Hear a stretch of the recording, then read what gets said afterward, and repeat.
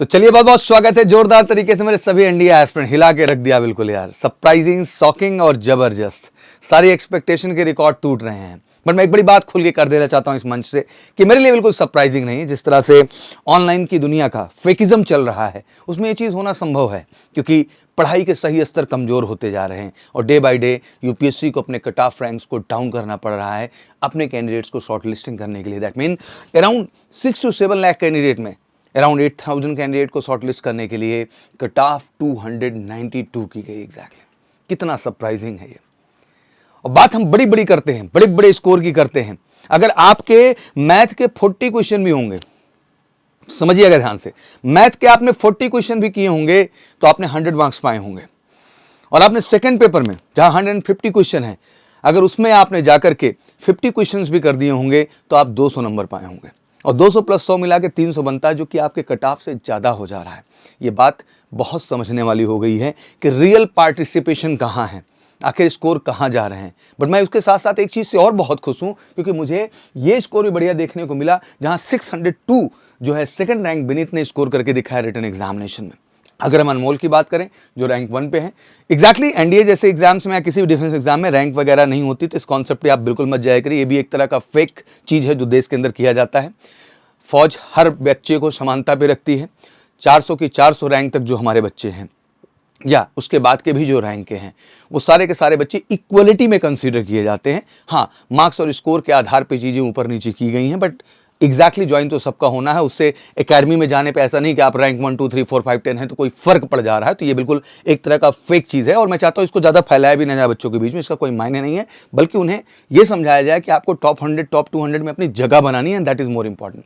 तो एग्जैक्टली सब बच्चे इक्वल हैं, इसमें कोई रैंक वाला कंसिडरेशन देश के अंदर नहीं होना चाहिए। एवरी कैंडिडेट जो रिकमेंडेशन लिया एनडीए में वो सब के सब समान है, इक्वल कैपेबिलिटीज का है, कोई किसी से कम नहीं, कोई किसी से ज्यादा नहीं। इस बात का आपको ध्यान देकर चलना है। तो एग्जैक्टली मैं वही कहना चाह रहा कि बड़ी इंटरेस्टिंग डिटेल है जो हमारे सामने इस समय निकल के आई है। अगर मोटी मोटी मैं डिटेल आपके सामने रखूं तो हाई स्कोर देखने को मिला रिटर्न में 602, वहीं लो स्कोर देखने को मिला 292। साथ ही साथ अगर एसएसबी की बात करें तो हाई स्कोर देखने को मिला 537, जो कि अरुण प्रताप सिंह ने किया है। 9th रैंक पे बच्चा आता है, मतलब 9वीं पोजीशन पे है, रैंक वैंक भी नहीं। तो ये 537 जो हाईएस्ट स्कोर के तौर पे है। एंड लोएस्ट स्कोर एसएसबी का 360 है, वो तो लगातार आपको यहीं पे दिखेगा। टॉप 10 रैंक पे जो बच्चा बैठा है सुनंद कुमार, उसका भी 360 का स्कोर यहाँ देखने को मिला है। टोटल हाई स्कोर 1047 गया हुआ है। टॉपर का आप देख सकते हैं यहाँ पे स्कोर 1047, और जो 699 पोजीशन पे कैंडिडेट है उसका टोटल स्कोर गया हुआ है 656। आज डिस्कशन किस चीज़ को लेके है, 2-3 बातें ध्यान देने वाली है। सबसे पहली बात, 21 अप्रैल को एग्ज़ाम होने जा रहा है, फिर आपका 1 सितंबर को एग्ज़ाम लगा हुआ है। कुछ चीज़ें आप थोड़ा सा गंभीरता से ले लीजिए और थोड़ा स्वयं पे भरोसा करना शुरू कर दीजिए। बेहतर ट्रेंड एनालिसिस, बेहतर प्रैक्टिस के साथ जाइए, मजाक मत करिए, केवल डिपेंडेंट मत रहिए। ये जो 120 में 120 क्वेश्चन मैथ का करा देते हैं वो केवल बेवकूफ़ बनाते हैं। जो 150 में 150 क्वेश्चन जीएटी का करा देते हैं वो केवल बेवकूफ़ बनाते हैं, उसका कोई मतलब नहीं। एग्जैक्टली बच्चा, आपको एक रियल एनालिसिस करना है, आपको समझना है कि मैथ का कौन कौन सा स्ट्रॉन्ग पॉइंट है, उनसे कितने क्वेश्चन बनने। आइडियली आपका लक्ष्य होना चाहिए यार कि मेरे को कम से कम मैथ में 60 ले जाना है सर, ठीक है ना। ये लक्ष्य, एक टारगेट तो बनाओ यार। और सेकंड पेपर में सर 80 to 85 क्वेश्चन मुझे कर ले जाने, ठीक है। इतना भी करते हो ना बेटा, तब भी स्कोर आपका 500 या 500 से ऊपर हो जाता है और आप टॉपर की लिस्ट में अपने आप को बेशुमार कर लेते हो। तो सच्चाई को समझो, इतने बड़े बड़े टारगेट्स मत बना दो जो एक्चुअल में प्रैक्टिकली संभव ही नहीं, जो होते ही नहीं, केवल फेक हैं देश के अंदर। तो सभी एनडीए एस्पिरेंट को कहना चाहूँगा कि 21 अप्रैल को सोच समझ के दीजिए बेटा और एक अच्छा रिटर्न का स्कोर लाइए। बट पहले एक बड़ा प्रश्न ये भी उठता है, क्या सर 292 का स्कोर हो गया तो मेरिट इन नहीं हो सकता है? आपको एक चीज जानकर सरप्राइज होगा कि 292 का भी स्कोर करने वाला, रिटर्न का लोएस्ट स्कोर करने वाला बच्चा, देख लीजिए आप यहाँ पर, हम 321 रैंक की बात करेंगे सुखजिंदर सिंह की, 292 मार्क्स रिटर्न एग्जामिनेशन में, ध्यान से देखो। और एसएसबी 462, टोटल 760 मार्क्स, तो 321 रैंक बनाया। That mean sure short NDA में जा रहा है। तो मतलब ये भी नहीं घबराना है कि रिटर्न का बहुत डाउनफॉल आ गया, रिटर्न में सर स्कोर तो हमको डर जाना है, घबरा जाना है। आप देखो 292 वाला भी अपने आप को जो है टॉप 400 में जगह बनाने में कैपेबल है, क्योंकि उसने एसएसबी में स्कोर किया। तो आपके पास डबल अपॉर्चुनिटी होती है, इधर नहीं तो उधर। तो इधर का कट ऑफ भी अच्छा करना है और उधर भी स्कोर आपको अच्छा करना है। वो आपके हाथ में स्कोर नहीं है, आपको वहाँ जाके बेस्ट करना होता है, क्योंकि पर्सनालिटी का टेस्ट है। स्कोर तो एसएसबी बोर्ड और एसएसआर के अधिकार क्षेत्र में होता है, बट आपने उधर भी बेस्ट जाके देना है, ठीक है ना। बट अगर रिटर्न स्कोर आपका अच्छा हो जाता है तो कहीं ना कहीं श्योरिटी आपकी जो है वो मेरिट इन होकर कि ज़्यादा से ज़्यादा बढ़ जाती है। बट निराशा भी नहीं होनी चाहिए, लो स्कोर पर भी हमको परफॉर्मेंस तो दिख रही है, बच्चे अंदर जा ही रहे हैं और वो रिकमेंडेशन ले ही रहे हैं। अल्टीमेट मैं आज ये समझाना चाहता हूँ इस सारे एनालिसिस को दिखाने के बाद कि यहाँ अप्रैल के एग्जाम में भी कुछ बड़ा अजूबा होने वाला नहीं है।